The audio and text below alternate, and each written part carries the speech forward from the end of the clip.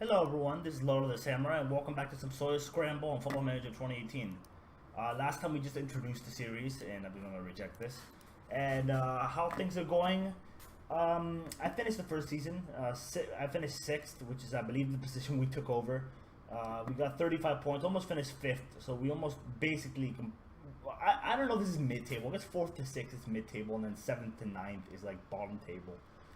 But I've got my basic study of this league, if that makes sense, and it's gonna be hard to win this because basically the way I see it is I gotta wait till Alton Azir's manager or Balkan's manager leaves, and by then I'll try to take over one of them because with this club by itself I don't think I'll be able to win it. I'm gonna have to be very patient with every match if I want to win it because. Yeah, those two teams are just ahead of everyone else. I mean, let's look at their schedule. That's not the schedule, that's tactics. Yeah, look at that form. They just destroy everyone. 4-0, 3-0, 2-0, 6-0, 5-0, 3-0, 3-0, 3-0. I mean, I just don't have the money to compete with him. So I'm just going to stay with this club. If it's starting to harm my reputation, I'll leave. But my thoughts of this is going to either be try and win the Turkmenistani League immediately with one of these teams, and if that opportunity doesn't come up, then I'll just go up higher up the leagues and I'll go to a different league for the time being. So I'm gonna let things play out for now, and yeah, that's basically what I'm gonna do. So as for my squad, I did make a squad, all Soviet Union players, of course, as I promised. And there's a limit of 5 foreign players, so I'm gonna have to work with that. Hold on a second, let me just check something. Okay, hold on. Continue because I don't have an assistant manager right now. I just confirmed them, so I'm gonna go one day so I can see these players' reports. Okay.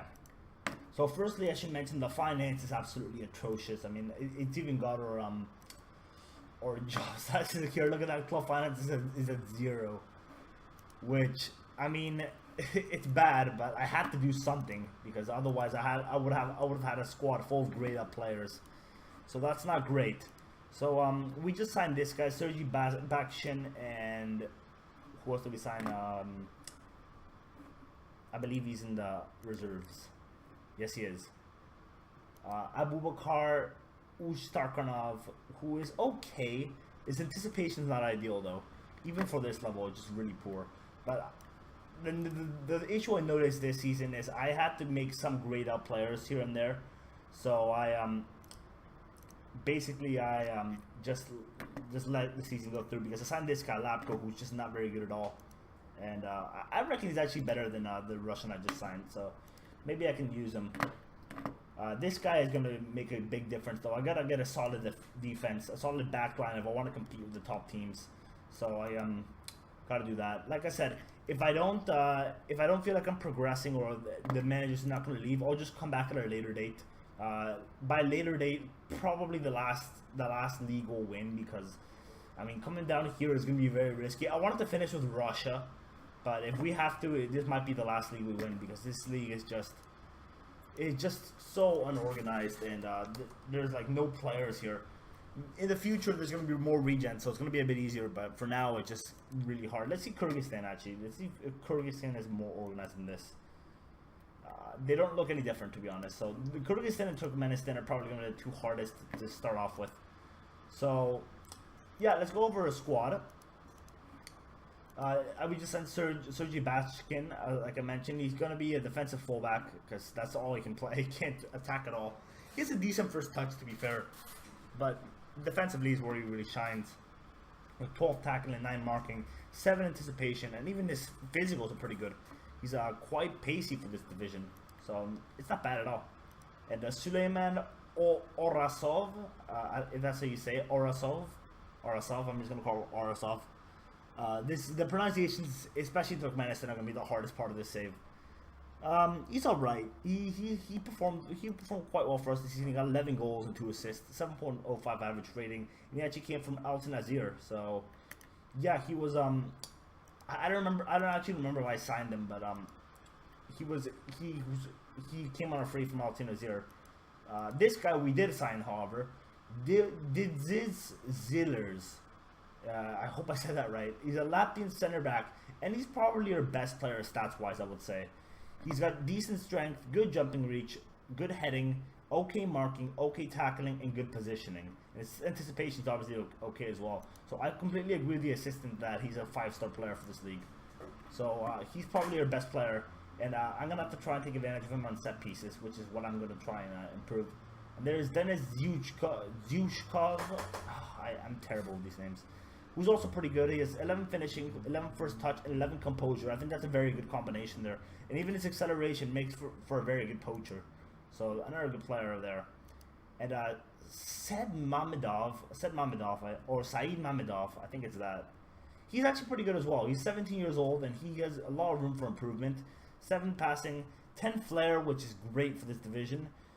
7 first touch, which again is decent. And 10 technique is very, very good for this level. My main concern is teamwork, which is 5, and that's not ideal at all, especially for an attacking midfielder. Next up, Alexander Litsin. Another very good player. Is 12 passing and 10 vision. It's very good. Although I'm not sure how much vision really matters in this, because I'm probably going to be playing Route 1 anyways. Which Route 1 is kind of just guessing, kind of just shooting it up and hoping one of the poachers beats the offside prep. So that's the way I see it anyways. His determination is not ideal though. Determination doesn't matter at any level. If it's 4 or 20, it can be at any level. I would like to have determined players, and he really isn't that. Next up, Alibek Jumanasarov. I think that was the best pronunciation I've had so far.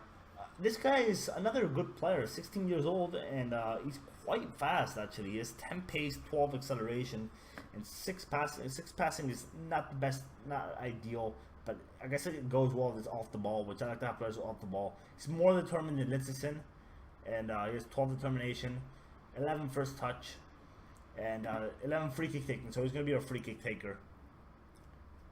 Who else? Guwans, not Guwank. A little bit of a funny name there for you British people, or the people in Britain. Guwans. I want to call Guwank, but I think it's Guwans. Alright, Guwans Tagayev. Yeah, I don't rate him at all. He's one of those players that I got from a grade out. You can play him as a deep line playmaker, I suppose. That'll be his best role. But he's got no stat over 9. I mean, that is terrible. He's one of the players that I just got because it was great and I needed to fill the numbers. Ilya Tamorkin, who again isn't great, but physically he's actually alright. I'm actually trying to convert him to a attacking midfielder left or a winger, which I don't even know if that'll work, because I mean he can run, but his crossing and his finishing is just not ideal. So I'm not sure that'll work. I'll do my best, I suppose. Yes, Tanri Revitevdiev. I did not say that right. A right midfielder who I'm probably not going to use in the first team. I'm probably not even going to register him because I play a narrow formation, a narrow 4-3-3. Revelu Curiescu, midfielder with 11 passing, 11 long shots, 12 vision, which again I suppose doesn't really matter much because Route 1 is kind of just guessing at the end. So kind of just clearing your shots out, but at least we have a good midfield, so I'm happy with that. He's Moldavian. I think that's how you say Moldavian. I don't even know. Another player who he's another player who I just got because it was grayed out. 2 tackling and 4 marking. I mean, what is this? This is just a horrible player. There's no wonder we did so terribly in against some of the big teams. Abubakar Ustarkanov. I already showed you guys. He's a defender who I'm probably not going to be registering because I can only register 5 foreigners.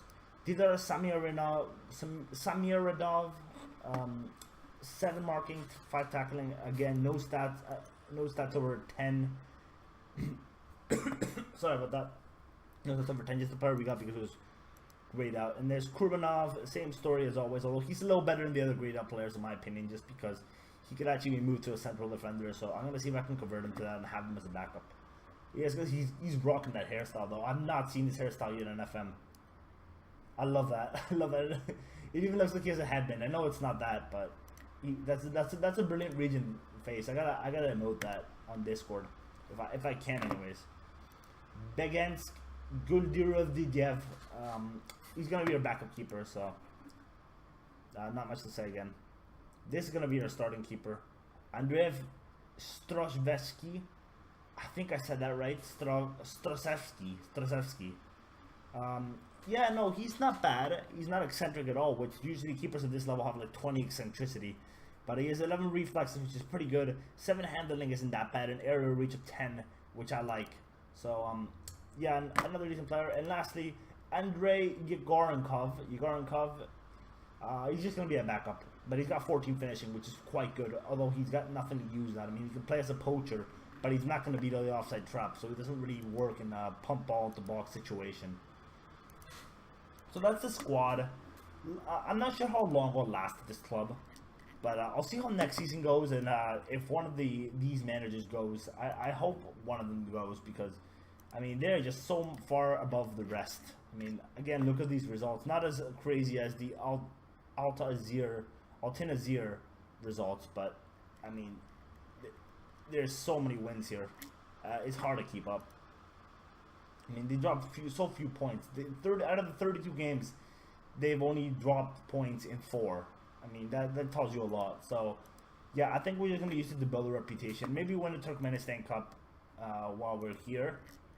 That's my best hope for this team here. Because, honestly, I don't see any other way we're going to win anything here. So, yeah, this is a start. But I would really like to get the Turkmenistan League out of the way. But if we can't, then we'll do it last. Because, like I said, I'm not going to drop down to a Turkmenistan League if I've won the Belarusian League, for example, because that's just going to be a drop in reputation, and that's going to be taking a step back. So I would rather do this last or first. And the same goes for Kyrgyzstan, I think. Uzbekistan is actually a little higher rep, because they actually play in the Asian Champions League, and they actually have a few good players, unlike these two. So, yeah, it's even a 2-star reputation. So, yeah, this is going to be a little bit harder, but I would like to get the Asian leagues in the Soviet Union out of the way first. That's going to do it for this episode. Thank you for watching, and I'll see you guys for one of the earlier matches in the division and live comment. So hopefully we get our first, or I will live comment our first game in episode 3. So thank you for watching, and I'll see you guys next time. I'm signing off.